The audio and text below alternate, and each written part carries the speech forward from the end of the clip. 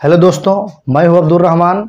आज मैं आपको ये प्राचीन भारत का तीसरा वीडियो लेके आया हूं। ये लगातार दो सीरीज पार्ट वन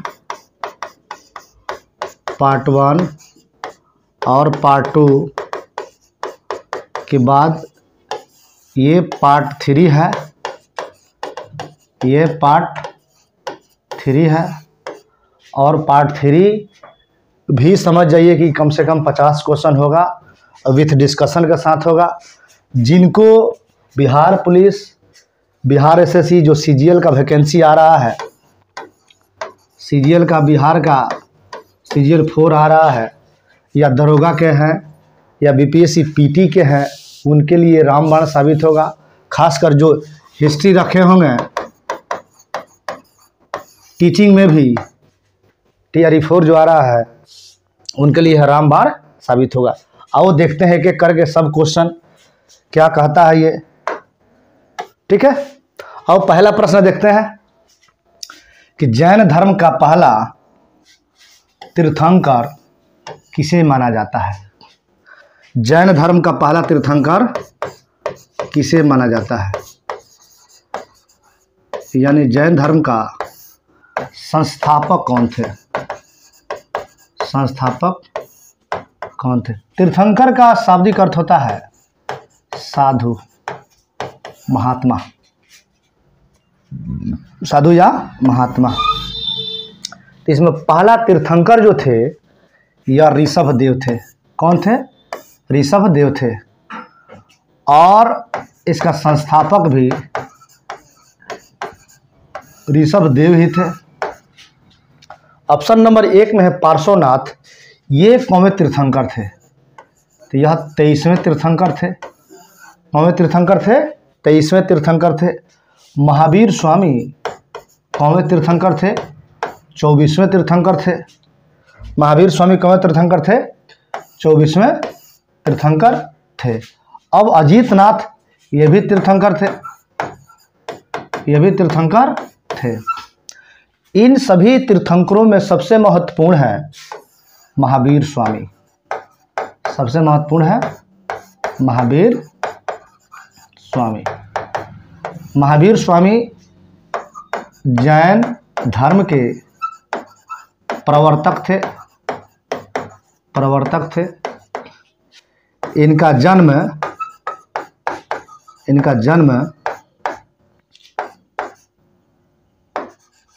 540 BC में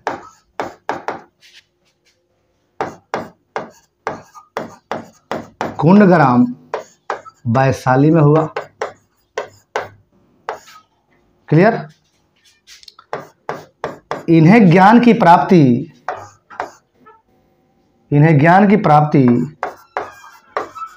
42 वर्ष की अवस्था में रिजुपालिका नदी के तट पर, रिजुपालिका नदी के तट पर साल वृक्ष के नीचे प्राप्त हुआ। क्लियर?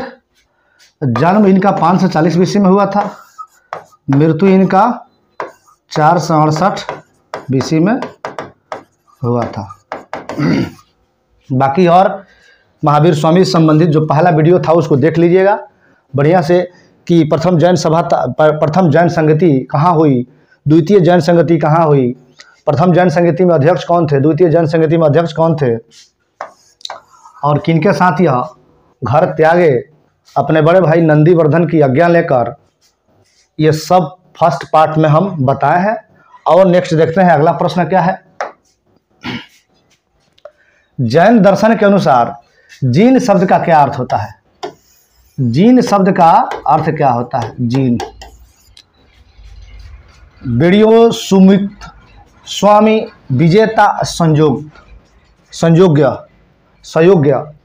अब जैन में जीन शब्द क्या है? जैन धर्म में जीन शब्द क्या है? तो जैन धर्म में जीन शब्द जो है आपका विजेता है। क्या है? विजेता है, विनर। ये कहा गया कब? जब महावीर स्वामी को ज्ञान की प्राप्ति हो गई, तब महावीर स्वामी को ज्ञान की प्राप्ति हो गई तो उन्हें जीन कहा गया, विजेता कहा गया, निग्रंथ कहा गया, निग्रंथ कहा गया, बंधनहीन कहा गया, बंधनहीन कहा गया। यानी कि महावीर स्वामी को जब ज्ञान की प्राप्ति हुई तब इन्हें विजेता कहा गया, निग्रंथ कहा गया, बंधनहीन कहा गया। अपने ज्ञान इंद्रियों पर विजय प्राप्त कर लिए। इसीलिए जैन शब्द बौद्ध जैन धर्म में जीन का प्रयोग होता है। इसका शाब्दिक अर्थ होता है विजेता। आइए नेक्स्ट देखते हैं, विक्रम संवत कब आरंभ हुआ। नेक्स्ट क्वेश्चन है, विक्रम संवत कब आरंभ हुआ। अब विक्रम संवत के बारे में थोड़ा बहुत जानिए आप। विक्रम संवत, विक्रम संवत मतलब विक्रम संवत जब आरंभ हुआ वह पीरियड होगा 57 ईसा पूर्व, कहीं कहीं 58 BC भी देता है, 58 BC भी देता है। तब विक्रम संवत कब प्रारंभ हुआ, 57 ईसा पूर्व। अब शक संवत कब प्रारंभ हुआ, शक संवत कब प्रारंभ हुआ। गुप्त संवत कब प्रारंभ हुआ। इस्लाम में हिजरी संवत कब प्रारंभ हुआ, हिजरी संवत कब प्रारंभ हुआ। तो शक संवत प्रारंभ हुआ 78 AD। कुषाण वंशीय शासक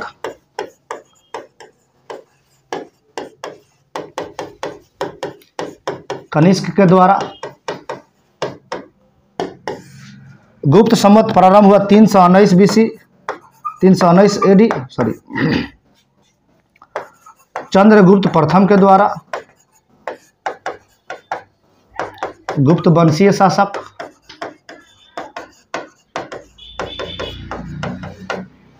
और हिजरी संवत प्रारंभ हुआ 622 AD, जब पैगंबर मोहम्मद मक्का से मदीना गए। तब ये इंपॉर्टेंट फैक्ट है, इसे एक बार ध्यान से देख लेना, इसे नोट कर लेना अपने नोटबुक में। सॉरी, विक्रम संवत कब प्रारंभ हुआ, 57 ईसा पूर्व या 58 BC।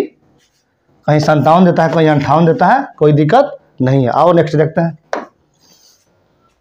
चंद्रकोटस से चंद्रगुप्त मौर्य की पहचान किसने की। चंद्रकोटस से चंद्रगुप्त मौर्य की पहचान किसने की। यानी कि चंद्रकोटस जो था ना, इसी के पहचान के रूप में चंद्रगुप्त मौर्य की बात कही गई है इन इतिहासकारों या विद्वानों के द्वारा। तो ये विलियम जोन्स थे, B.A. स्मिथ थे, R.K. मुखर्जी थे, D.R. भंडारकर थे। 104 नंबर क्वेश्चन है, इसका जो आंसर हो जाएगा विलियम जोन्स हो जाएगा। चंद्रगुप्त मौर्य मौर्य वंश के थे, मौर्य वंश के संस्थापक थे।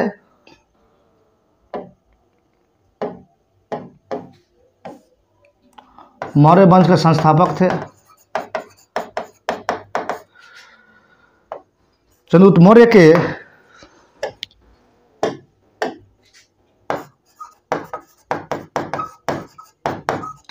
के प्रधानमंत्री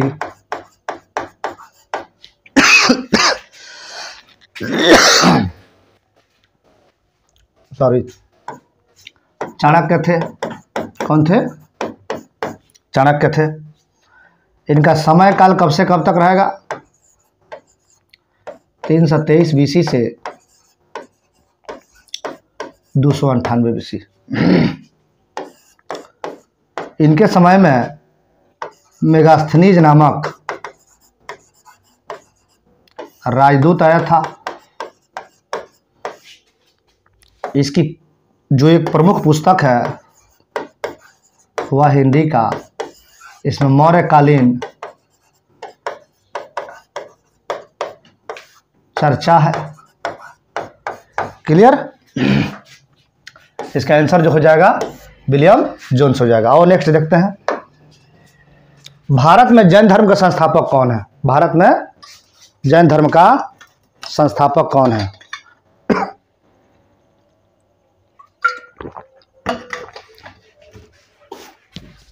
भारत में जैन धर्म का संस्थापक कौन है? तो देखो नाम से ही स्पष्ट पता चल जाएगा, इसमें गौतम है। ये तो गौतम या गौतम बुद्ध तो बौद्ध धर्म के संस्थापक थे, बौद्ध धर्म के संस्थापक थे। चंद्रगुप्त, अशोक, आंसर हो जाएगा महावीर। महावीर स्वामी भारत में जैन धर्म के संस्थापक थे। नेक्स्ट आओ, अशोक के प्रस्तर स्तंभ में यह किसके प्रतीक थे? अशोक के जो प्रस्तर स्तंभ था यह किसके प्रतीक था?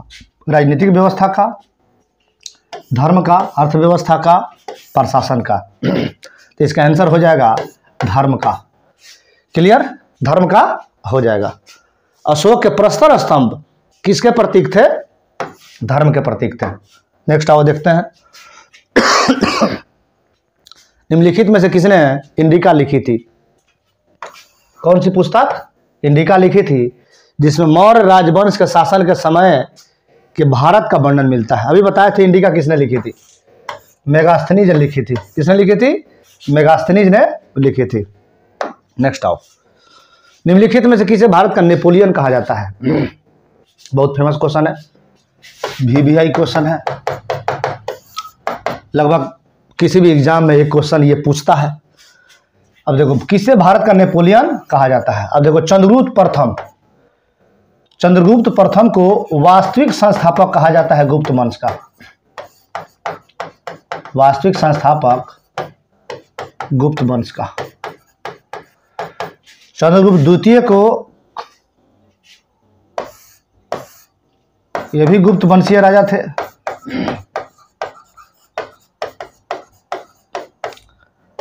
इन्हीं के दरबार में फाहियान धर्माचार्य यानी धर्म के आचार्य भारत आया था। भारत आया था। अब ये समुद्रगुप्त, समुद्रगुप्त को भारत का नेपोलियन कहा जाता है क्योंकि यह एक तरफ के 9 राज्यों और एक तरफ के 12 राज्यों को हराए थे, इसीलिए इतिहासकारों ने इसे नेपोलियन की उपाधि दे दी। एक और ऑप्शन में है स्कंदगुप्त।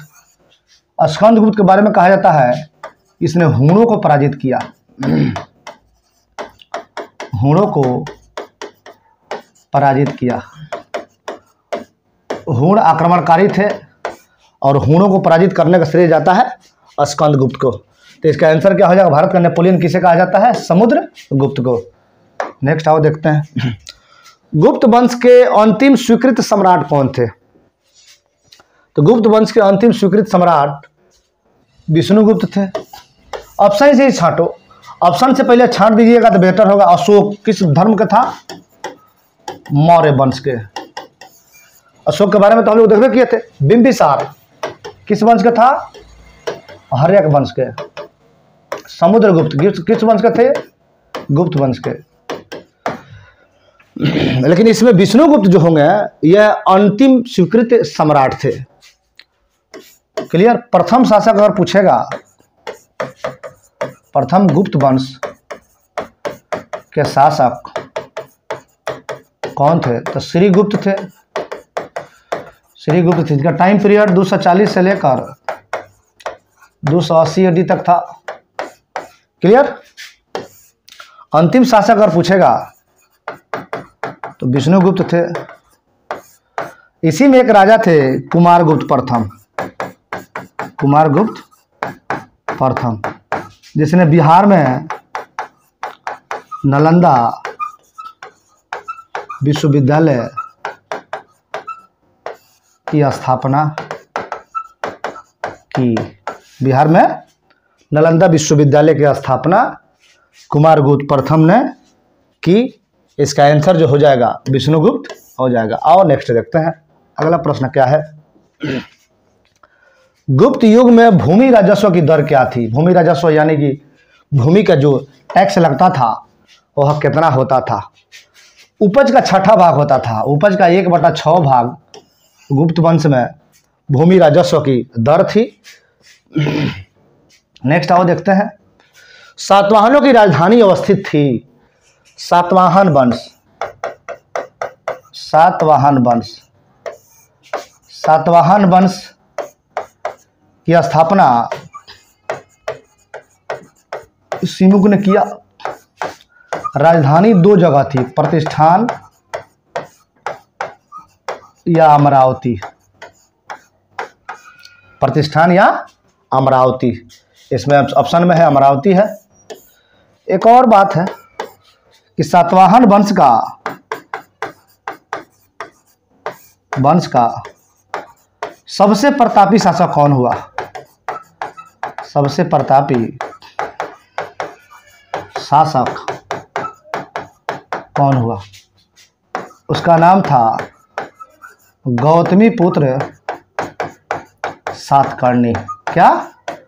गौतमी पुत्र सातकर्णी। यही गौतमी पुत्र सातकर्णी ने 2 अश्वमेध यज्ञ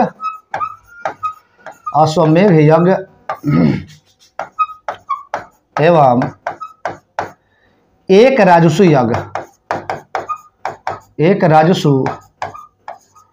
यज्ञ संपन्न कराया। एक और बात है इसमें कि सातवाहन वंश जो था मातृसत्तात्मक था। सातवाहन वंश मातृसत्तात्मक था। मातृसत्तात्मक था यानी माता की प्रधानता थी। एक और है फैक्ट इसमें कि सातवाहनों ने पहली बार ब्राह्मणों को भूमि दान देने की प्रथा अपनाई। भूमि दान देने की प्रथा अपनाई। क्लियर? सातवाहनों की भाषा, सातवाहनों की लिपि जो थी ब्राह्मी थी और भाषा जो थी प्राकृत थी। क्लियर? प्राकृत थी। इसका आंसर क्या हो जाएगा? अमरावती। नेक्स्ट आओ देखते हैं। किसके शासनकाल में चीनी यात्री हेन सांग भारत आया था? चंद्रगुप्त विक्रमादित्य, समुद्रगुप्त, चंद्रगुप्त प्रथम, हर्षवर्धन। हेन सांग की बात होगा तो हर्षवर्धन के समय में यह भारत यात्रा किया था। 629 से लेकर 647 तक भारत की यात्रा पर चीनी यात्री हेन सांग रहा। हर्षवर्धन किस वंश के राजा थे? यह पुष्यभूति वंश के प्रतापी शासक थे। हर्षवर्धन के दरबारी कवि बाणभट्ट थे। और नेक्स्ट देखते हैं इसका आंसर क्या हो जाएगा? हर्षवर्धन। नेक्स्ट आओ देखते हैं। निम्न में से कौन से ग्रंथ वैदिक साहित्य का हिस्सा नहीं है? कौन से ग्रंथ वैदिक साहित्य का हिस्सा नहीं है? ब्राह्मण में सबसे प्राचीन ब्राह्मण हो जाएगा शतपथ ब्राह्मण।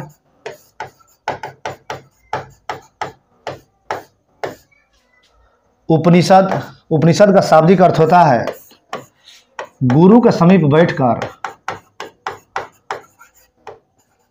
ज्ञान प्राप्त करना।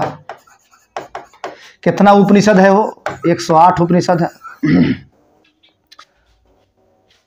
आरण्यक, इसका आंसर जो हो जाएगा वेदांग। कौन से वैदिक साहित्य का हिस्सा नहीं है? वेदांग कितने हैं? वेदांग 6 है। कौन कौन है? 6। निरुक्त है, शिक्षा है, कल्प है, व्याकरण है, छंद है एवं ज्योतिष है। तो तो वेद को समझने के लिए वेदांग की आवश्यकता है। निरुक्त शिक्षा, कल्प, व्याकरण, छंद और ज्योतिष 6 है। वेदांगों की संख्या 6 है। और नेक्स्ट देखते हैं अगला प्रश्न क्या है। शंकराचार्य के द्वारा 4 मठों का निर्माण किस धर्म की प्रतिष्ठा के लिए किया गया था? बौद्ध धर्म नहीं, जैन धर्म नहीं, इसमें हो जाएगा आंसर सनातन धर्म। 4 मठों का निर्माण किया गया था सनातन धर्म में जागृति लाने के लिए। और नेक्स्ट देखते हैं जैन धर्म के प्रवर्तक महावीर जी का मोक्ष स्थान कहाँ स्थित है? मोक्ष मतलब जहां उन्हें मृत्यु हुई, उनकी मृत्यु हुई। मनेर, राजगीर, जलान फोर्ट या पावापुरी? पावापुरी में 468 BC में उनकी मृत्यु, मोक्ष की प्राप्ति हो गई। और नेक्स्ट देखते हैं किस क्षेत्र पर पाल वंश का शासन था? किस क्षेत्र पाल वंश? पाल वंश के पहले संस्थापक कौन थे? पाल वंश के संस्थापक थे गोपाल। सबसे प्रतापी राजा, सबसे प्रतापी राजा, प्रतापी राजा धर्मपाल थे। कौन थे? धर्मपाल थे। धर्मपाल नहीं, विक्रमशिला विश्वविद्यालय की स्थापना की। धर्मपाल ही त्रिपक्षीय संघर्ष में भाग लिया। इसी ने कन्नौज के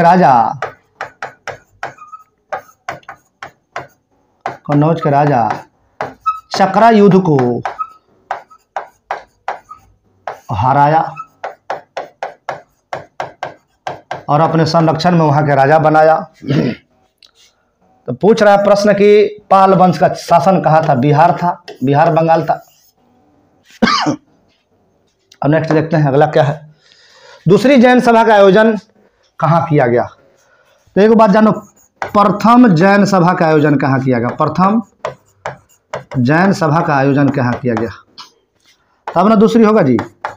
दूसरी जैन सभा का आयोजन कहाँ गया? 512 AD में वल्लभी गुजरात में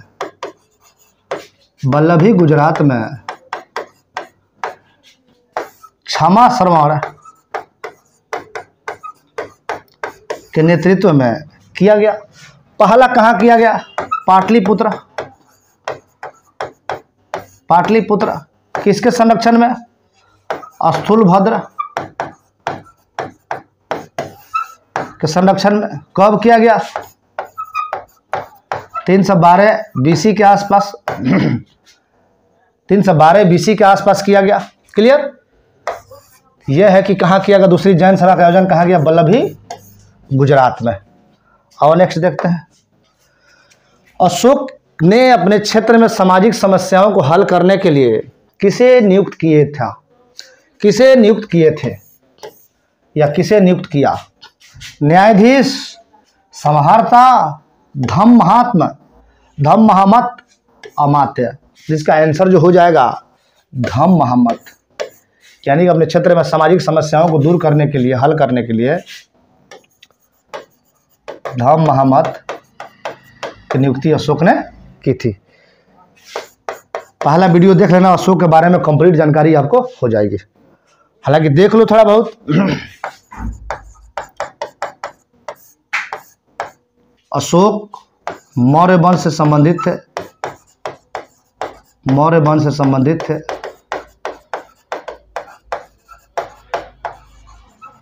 इनका समय काल 273 BC से 232 BC तक माना जाता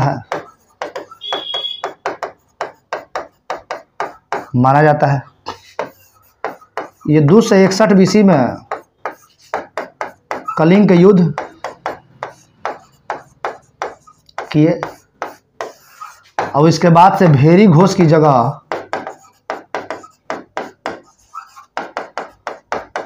धम घोष की नीति अपना लिए, माने मार काट की जगह अब प्रेम से बात करना, अहिंसा का पालन करना शुरू कर दिया। और नेक्स्ट देखते हैं,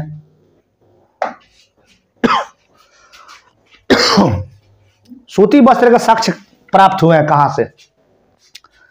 तो सूती वस्त्र का साक्ष्य कहां से प्राप्त हुए हैं? इसका आंसर जो हो जाएगा मोहनजोदड़ो से हो जाएगा। हड़प्पा से क्या प्राप्त हुआ है? लोथल से क्या प्राप्त हुआ है? कलिबंगा से क्या प्राप्त हुआ है?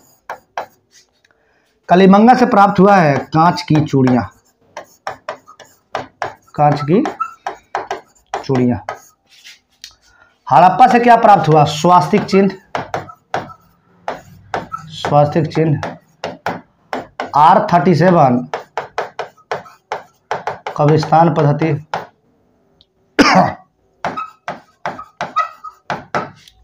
लोथल से क्या प्राप्त हुआ है?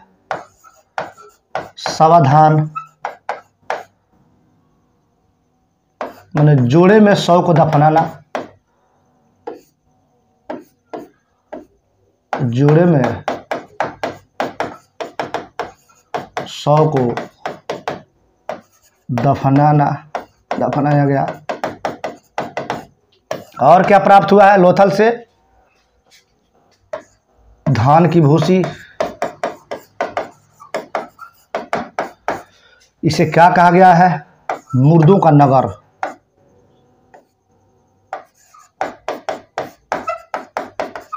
मुर्दों का नगर किस नदी किनारे बसा है? भोगवा नदी। हड़प्पा किस नदी किनारे बसा है? रावी नदी। मोहनजोदड़ो किस नदी किनारे बसा है? सिंधु नदी। कलिबंगा किस नदी किनारे बसा है? घग्घर नदी। क्लियर? आओ नेक्स्ट देखते हैं, अगला प्रश्न क्या है। चोल राजा मंदिर निर्माण के लिए जाने जाते थे, जिन्होंने तंजावुर में किस मंदिर का निर्माण किया? चोल वंश। चोल वंश के संस्थापक कौन थे? विजयालय। विजयालय।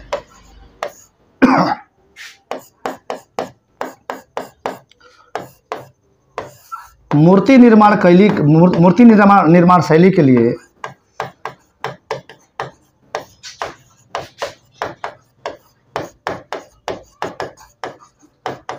चोल वंश को जाना जाता है।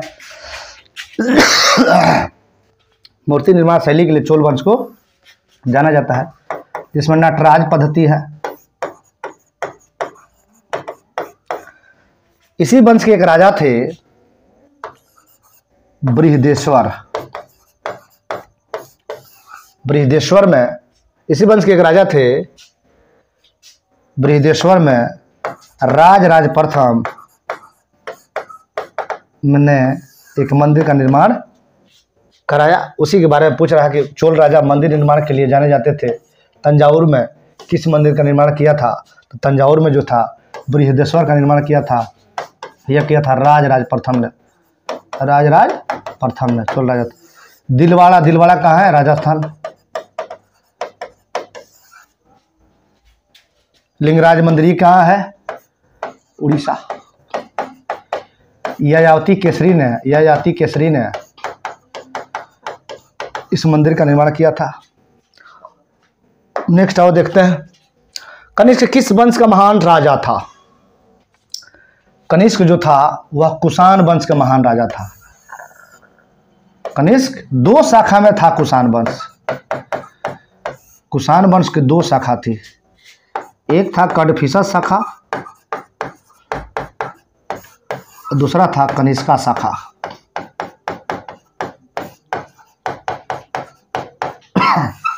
कनिष्का शाखा।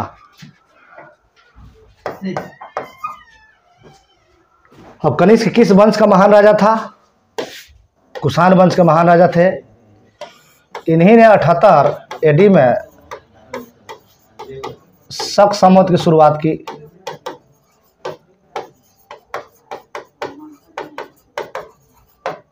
क्लियर?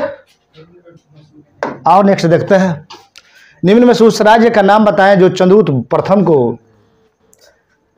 लिच्छवियों ने दहेज में दिया था। क्या? चंद्रगुप्त प्रथम को लिच्छवियों ने दहेज में दिया था। पहला हो जाएगा पाटलिपुत्र 122 नंबर, ये 22वां क्वेश्चन है। दूसरा हो जाएगा प्रयाग, और तीसरा हो जाएगा साकेत, और चौथा हो जाएगा उज्जैन। तो लिच्छवियों ने चंद्रगुप्त प्रथम को क्या दहेज में दिया था? तो प्रयाग को दहेज में दिया था। बीच में कुछ समय के लिए इसका नाम इलाहाबाद पड़ा था, अकबर ने किया था। अभी वर्तमान में फिर प्रयागराज हो गया है। नेक्स्ट आओ देखते हैं। अश्वघोष द्वारा रचित एक महाकाव्य है जिसमें बौद्ध के जन्म से लेकर उसका निर्माण प्राप्त करने तक बुद्ध के जीवन के बारे में वर्णन किया गया है। शिशुपाल वध, कीर्तार्जुनियम, अर्थशास्त्र के लेखक जो थे चाणक्य थे। कीर्तार्जुनियम के लेखक जो थे भारवी थे।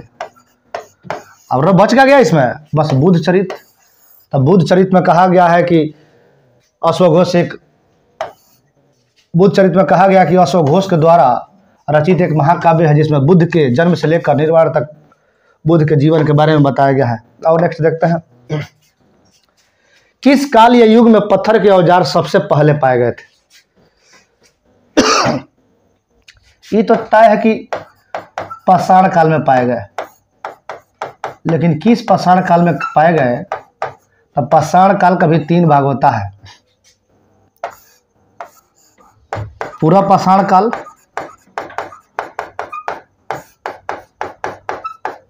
मध्य पाषाण काल और नवपाषाण काल। नवपाषाण काल एज में जब देखिएगा तो इसे पढ़ते हैं हम लोग 5 लाख BC से 10,000 BC। इसे पढ़ते हैं हम लोग 10,000 BC से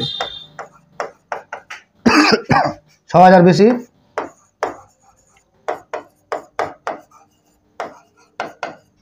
इसे पढ़ते हैं हम लोग 6,000 BC से 3,000 BC। इसका आंसर जो हो जाएगा लघु पाषाण हो जाएगा।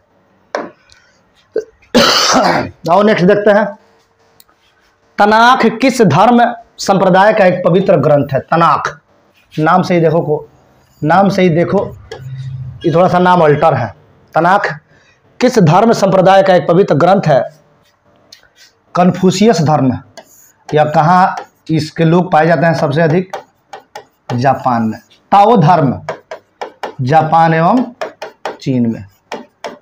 जैन बौद्ध धर्म ये लगभग चीन, भारत, इंडोनेशिया, थाईलैंड लगभग जगह लोग पाए जाते हैं। तो तनाख जो है यहूदी धर्म से संबंधित है। तनाख जो है यहूदी धर्म से संबंधित है। यहूदी बहुल देश कौन है? यहूदी बहुल देश कौन है? उस देश का नाम है इजराइल। इजराइल। राजधानी कहाँ है इसका? यरूशलेम। मुद्रा क्या है इसका? New shekel. इजराइल की गुप्तचर संस्था क्या है? मोसाद। क्या है? मोसाद है। और नेक्स्ट देखते हैं अगला प्रश्न क्या है। किसके नेतृत्व में दक्षिण भारत में जैन धर्म का प्रचार हुआ? किसके नेतृत्व में? ये भद्रबाहु के नेतृत्व में जैन धर्म का प्रचार हुआ। ये कब का बात है? लगभग 300 BC में पाटलिपुत्रा में भीषण अकाल पड़ा। भद्रबाहु अपने अनुयायियों के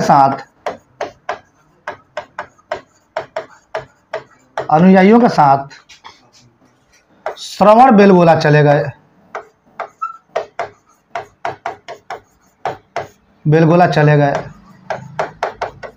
अब पाटलिपुत्र में कौन बच गए? स्थूलभद्र। जैसे यह आए तो जैन धर्म 2 भागों में बट गया। एक है श्वेतांबर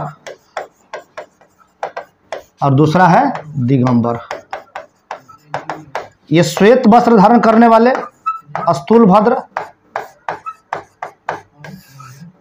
और ये नग्न रहने वाले भाद्रबाहु। क्लियर? इसका आंसर जो हो जाएगा भद्रबाहु हो जाएगा। नेक्स्ट आओ देखते हैं। बौद्ध धर्म में भिक्षुणी बनने वाली प्रथम महिला थी, कौन थी? अब देखो, बौद्ध धर्म में भिक्षुणी बनने वाली प्रथम महिला कौन थी? ऑप्शन में है महाप्रजापति गौतमी, सुजाता, संघमित्रा, धमानंद भिक्षुणी। तो इसका आंसर हो जाएगा महाप्रजापति गौतमी। ये कौन थी? महात्मा बुद्ध की मौसी थी।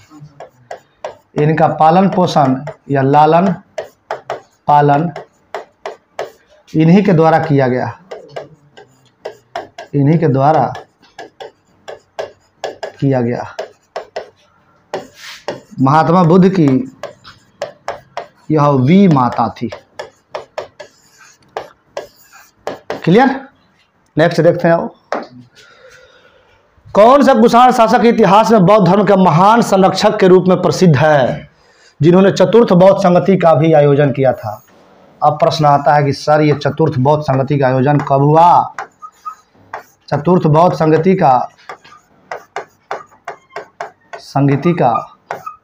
आयोजन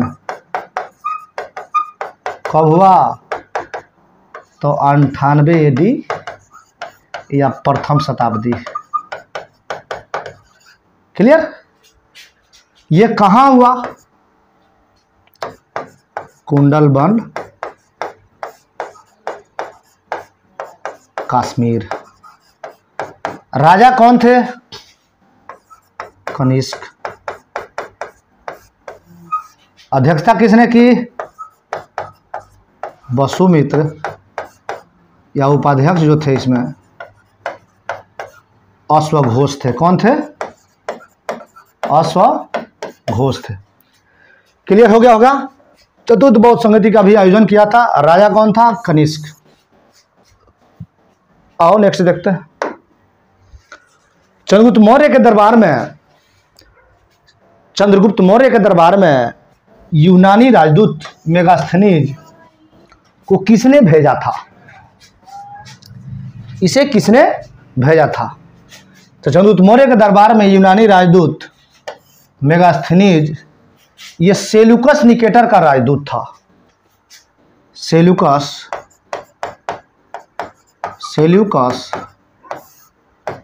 निकेटर ने भेजा था। क्लियर? अब बात आता है डायनीसियस किसके दरबार में आया था? तो डायनीसियस आया था बिंदुसार के दरबार में। कहाँ के था ये डायनीसियस? यह मिस्र नरेश एंटियोकस प्रथम का राजदूत था। क्लियर? एंटियोकस प्रथम का राजदूत था। सिकंदर के बारे में जानिए रहे आप। सिकंदर भारत में जब आक्रमण किया था किस वंश का शासक था? नंद वंश का शासन था। कौन थे उस समय? धनानंद थे। टॉलमी फिलाडेल्फस या टॉलमी। आओ नेक्स्ट देखते हैं। सिकंदर महान निम्नलिखित में से किस देश से संबंधित था? सिकंदर महान किस देश से संबंधित था? ये मेसोपोटामिया संबंधित थे। इनके पिता का नाम फिलिप था। मात्र 33 वर्ष की अवस्था में बेबीलोन में इनकी मृत्यु हो गई। बेबीलोन में इनकी मृत्यु हो गई।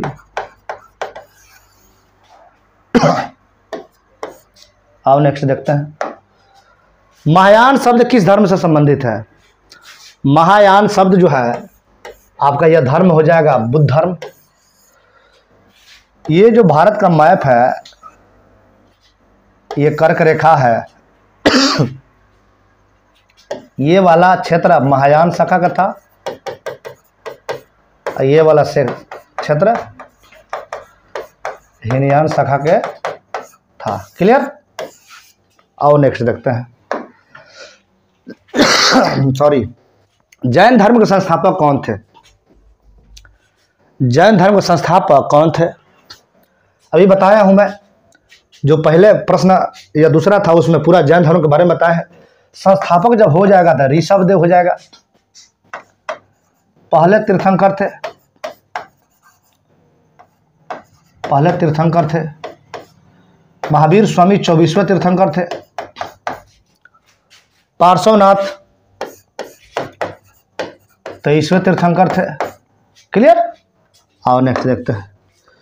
वज्जी महाजनपद की राजधानी कहाँ थी? वज्जी महाजनपद की राजधानी कहाँ थी? वज्जी महाजनपद की राजधानी जो थी, ये पहले पाया है कहाँ? पाया कहाँ जाता है वज्जी?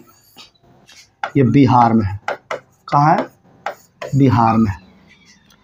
बिहार में 3 महाजनपद था। कौन कौन? एक वज्जी था, दूसरा मगध था और तीसरा अंग था। अंग की राजधानी चंपा था, क्षेत्र भागलपुर एवं मुंगेर।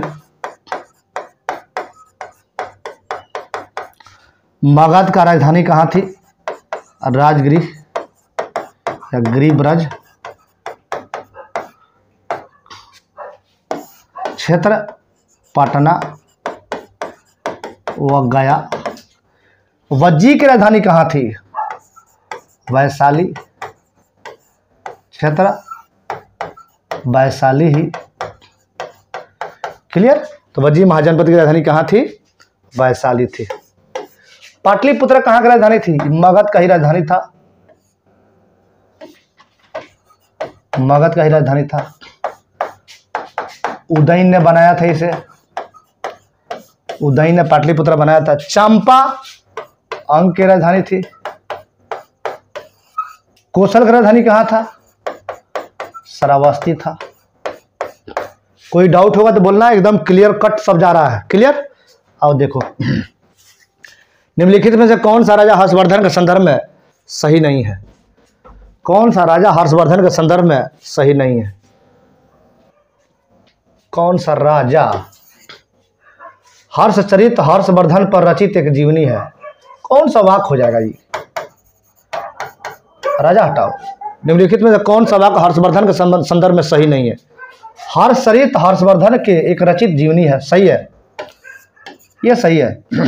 हर्षवर्धन ने हर्षचरित एक जीवनी लिखी अपनी।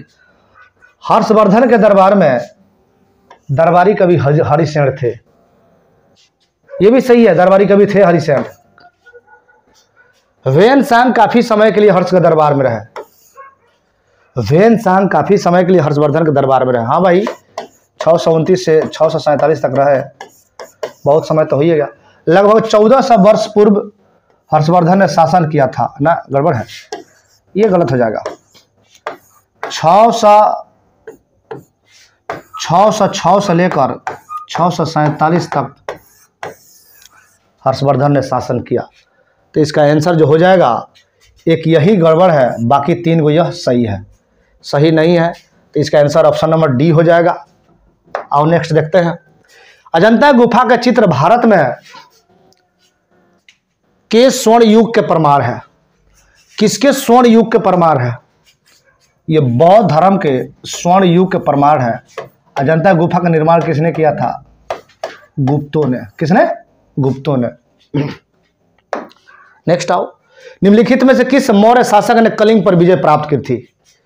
किस मौर्य शासक ने कलिंग पर विजय प्राप्त की थी? अब देखो यहां बृहद्रथ के बारे में पूछ रहा। मौर्य वंश का अंतिम शासक बृहद्रथ। क्लियर?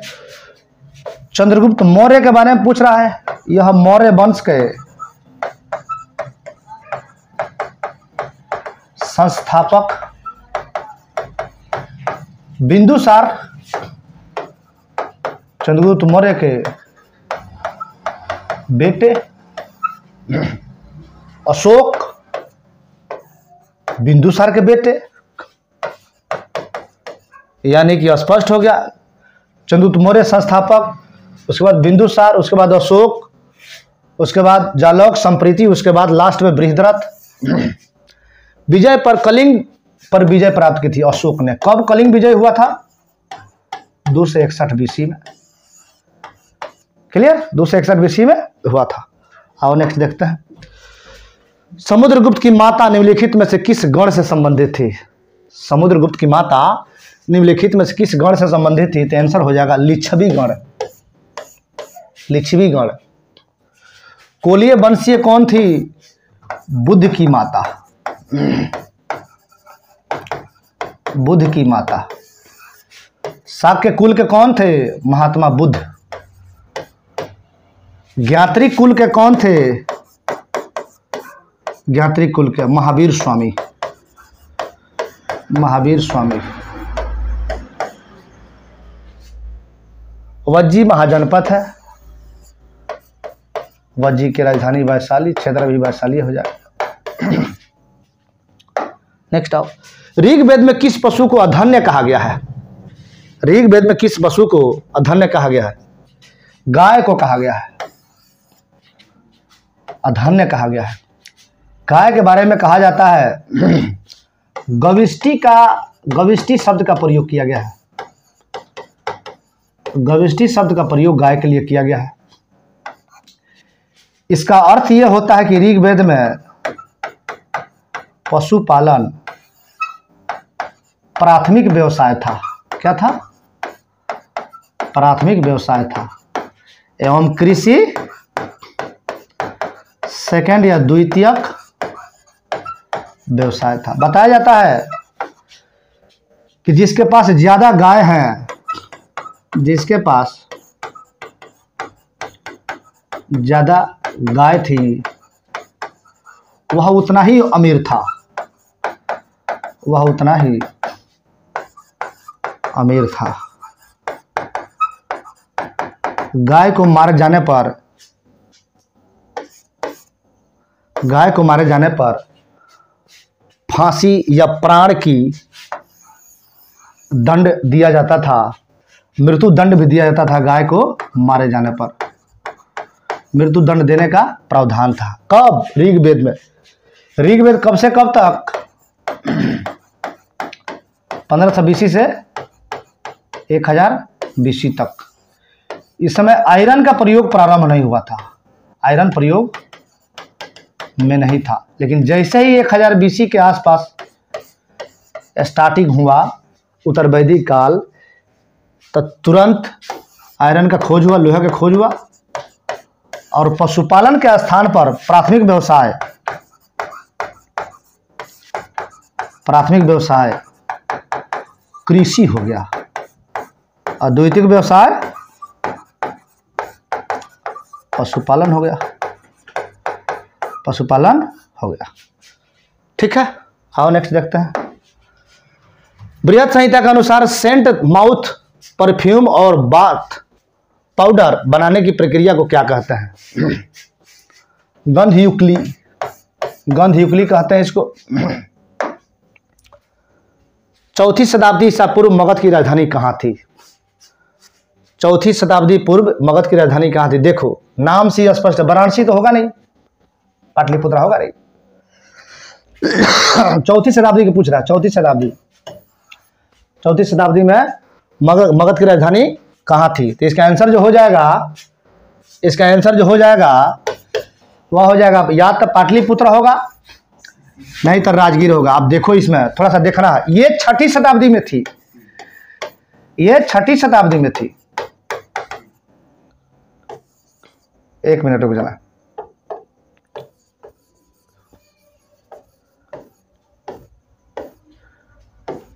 एक बार और देखते हैं इसको, इस प्रश्न को। 4वीं शताब्दी ईसा पूर्व मगध की राजधानी कहाँ थी? पाटलिपुत्र के साथ स्थापना उदयन ने किया था। इसकी राजधानी जो होगी राजगिरी होगी। कहाँ होगा? राजगिरी होगा। और नेक्स्ट देखते हैं। उत्तर प्रदेश के भीतरगांव में लगभग 1500 वर्ष पूर्व बनाया गया एक प्रारंभिक मंदिर बना था। किसका बना था? मिट्टी की ईंट का। महाराज, तो आज भी ईंट तो मिट्टी का बनता है। ठीक है, तो है मिट्टी के ईंट का बना था।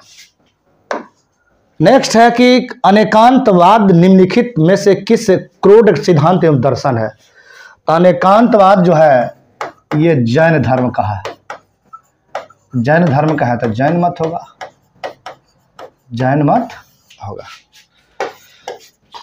नेक्स्ट आओ, सारनाथ में पाई जाने वाली मौर्य स्तंभ राजधानी को किस रूप में जाना जाता है। तो यह जाना जाता है हाथी की राजधानी के रूप में। किसके राजधानी के रूप में? हाथी की राजधानी के रूप में। नेक्स्ट देखते हैं आओ, भारतीय मैकियावेली किसे कहा जाता था। मैकियावेली किसे कहा जाता था? तो भारतीय मैकियावेली कौटिल्य को कहा जाता है। कौटिल्य या चाणक्य, चाणक्य या विष्णुगुप्त।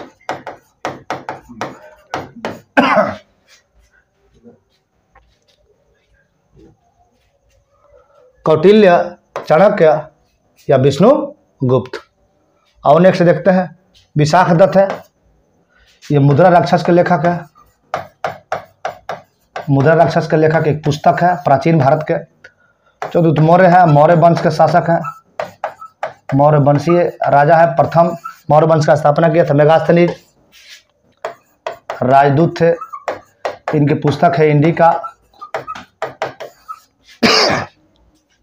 नेक्स्ट देखते हैं, चाणक्य किसके दरबार के मंत्री थे। चाणक्य किसके दरबार में मंत्री थे? चंद्रगुप्त मौर्य के, ये तो प्रधानमंत्री थे, चंद्रगुप्त मौर्य के प्रधानमंत्री थे। और नेक्स्ट देखते हैं, भिखरजी जैन धर्म का एक तीर्थ स्थल किस राज्य में स्थित है। भिखरजी, ये भिखरजी झारखंड में है। कहाँ है? झारखंड में है। नेक्स्ट आओ देखते हैं, बुद्ध ने अपने जीवन की अंतिम वर्षा ऋतु कहाँ बिताई थी। अंतिम वर्षा ऋतु कहाँ बिताई थी? तो एक बात जान लो, प्रथम उपदेश एवं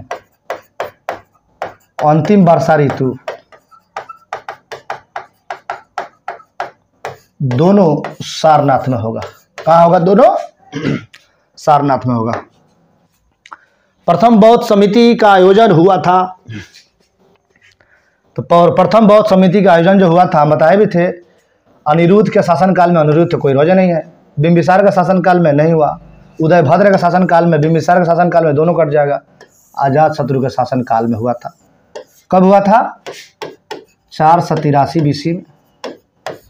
कहाँ हुआ था? राजगिरी में। अध्यक्ष कौन थे? महाकश्यप। राजा कौन थे? अजातशत्रु। और नेक्स्ट देखते हैं, ग्रंथों में उल्लेखित धर्म चक्र परिवर्तन क्या है। अभी बताए आपको हम कि महात्मा बुद्ध के द्वारा सारनाथ में दिया गया प्रथम उपदेश को धर्म चक्र परिवर्तन कहा गया। क्लियर? नेक्स्ट और देखते हैं, भारत के प्राचीनतम सिक्के क्या है। भारत के जो प्राचीनतम सिक्का है वह क्या है? आहत सिक्के हैं प्राचीनतम सिक्के। इसे करसापड़ कहा गया है। करसापड़ कहा गया है। तो ये रहा आज का एपिसोड, क्वेश्चन नंबर 150। अब पार्ट 3 और ठीक इसी तरह पार्ट नंबर 4 लेकर हम आएंगे अगले वीडियो में। तब तक के लिए देखते रहिए DN एजुकेशन अड्डा, जुड़े रहिए मेरे साथ। धन्यवाद, थैंक यू।